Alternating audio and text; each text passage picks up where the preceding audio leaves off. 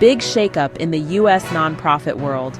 UnidosUS, the largest Latino civil rights org, is cutting 20% of its staff, restructuring operations, censoring travel, freezing hiring, and shuttering programs. What happens next matters beyond just one organization.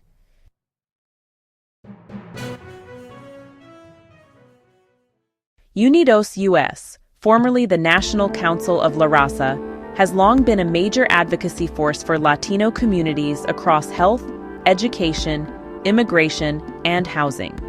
It works with nearly 300 community affiliates and influences policy at local, state, and federal levels. According to ProPublica, in its 2024 tax filings, its total revenue was about $75.9 million and expenses around $72.3 million.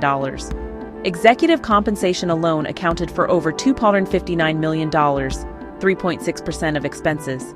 Notably, CEO Janet Murguia's compensation, salary plus benefits, has been flagged by watchdogs. Because of tightening federal funding and grant pressures, UnidosUS is enacting a 20% workforce reduction, i.e., 1 in 5 jobs gone, salary cuts at upper management, travel cuts, and canceling or scaling back annual conferences, shuttering core programs across health, education, housing, a hiring freeze. These are deep structural changes, not just belt tightening. This internal detail has not yet been widely reported. When an organization like UnidosUS cuts staff and scales back programs, the consequences ripple outward. Fewer community health outreach programs, reduced access to care, cuts in housing counseling, financial literacy, support services, less advocacy capacity to influence federal and state policy, delays or cancellations of education and workforce development initiatives.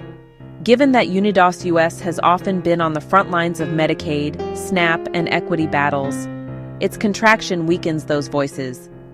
UnidosUS plus 2 UnidosUS plus 2. Importantly, UnidosUS has warned that proposed cuts to Medicaid and SNAP would negatively affect millions.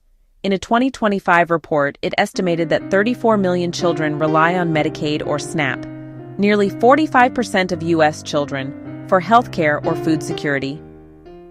UnidosUS. This move is a distress signal for the nonprofit sector.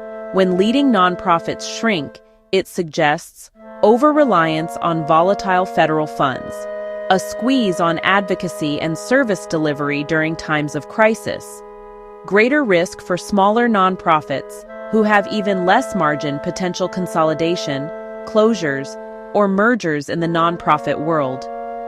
According to the Chronicle of Philanthropy, many nonprofit layoffs are going unreported, especially in small organizations. The Chronicle of Philanthropy. So UnidosUS is not alone. It's just the highest profile case right now. For those considering a role with UnidosUS or similar organizations, be cautious. Staffing may shift quickly. Watch for program announcements. Some may be discontinued. For donors and partners, demand transparency in how cuts are decided. For the sector, evaluate alternative funding models, diversification, private philanthropy, strengthen alliances. Nonprofits may need to pool resources, advocacy for stable funding, regulatory support, and capacity building. If UnidosUS is retrenching, that's a warning flag for all mission-driven groups in health, education, civil rights, and community services.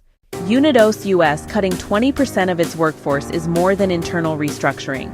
It's symptomatic of a sector under stress. If we lose capacity among nonprofits that serve marginalized communities, everyone loses. Stay informed. Support sustainable nonprofits. Demand accountability and transparency.